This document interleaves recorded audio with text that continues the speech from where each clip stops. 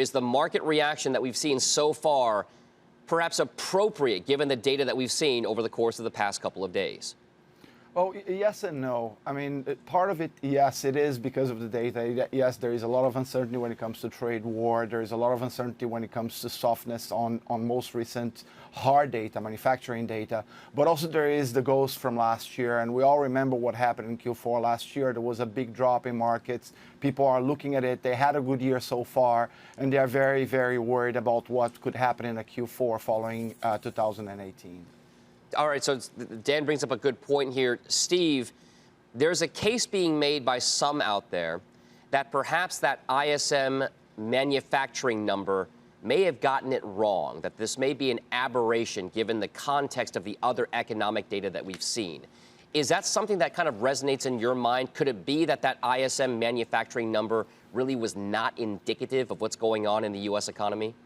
Before I disagree with you, Dom, I'm going to give you a little more ammunition for that argument, which is there is this separate IHS market manufacturing report that did show strength in September, though negative for the quarter as a whole.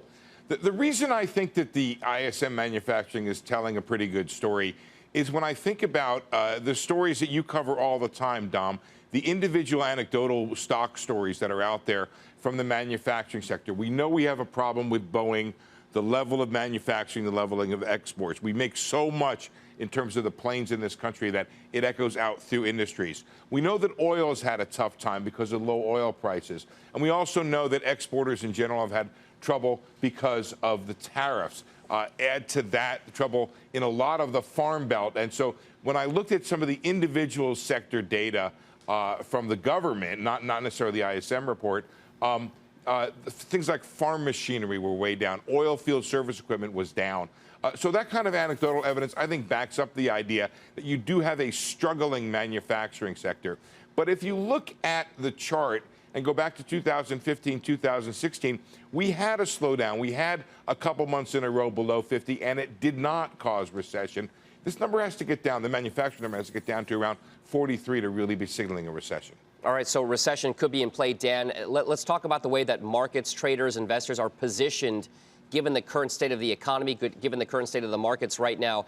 Is there a way that we can kind of glean how investors are positioned given the reactions that we've seen in sectors and market segments over the course of the past couple of days, and whether or not there should be a shift in the way that traders do position given this kind of development into the year end? That's right. So one of the things that we like to do is to try to understand the correlation between, let's say, funds and the market. So one idea is when you look at the so-called risk parity models, those are frameworks. Those are funds that tend to be long both equities and bonds. And we correlate that with the S&P. We see that for the past few days, there has been a drop in that correlation, which means that investors have been reducing their exposures to equities and raising their exposures to bonds ahead of a very volatile quarter. So we're seeing this happening already in many cases. Also, the investors are quite long dollars. They will probably be reducing that. We're seeing actually today a very unusual behavior where markets are actually going down and the dollar is going down too. Usually when there is a lot of risk uncertainty, the dollar goes up. So this is also something to watch very closely too. Dan, also one of the things that I've been made privy to over the course of the past couple of weeks here, when one of the IPOs that we've covered here had been recently pulled, one of the sources familiar there told me that this is a very brutal market for initial public offerings. Is that just one more sign right now that perhaps risk tolerance is just not there in the markets overall, Dan? I think I see it actually very positively. When IPOs are pulled because investors are worried about fundamentals, right? I think this is a very healthy market that still is considering case by case and analyzing and differentiating between the good and the bad. So this is actually a very positive sign in my view. All right, Steve, last word to you here. What will you be watching for specifically in that services number that comes out? And is it going to be a pretty decent predictor of what we could expect in jobs tomorrow? You know, two things. First of all, the top line number tends to lag retail sales. But there's an employment index that I actually use in my jobs model that does a good job in kind of being a curtain raiser on where the job market is going. So I'm going to watch that. That number's been still above 50, but a little bit weaker than the rest of it. That's a big part of it.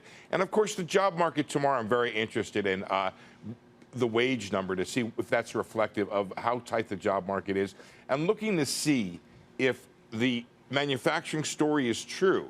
Because if it is, we should see some weakness in manufacturing employment. If not, we may go back and rethink how true that number was and how concerned we really should have been about it running below 50.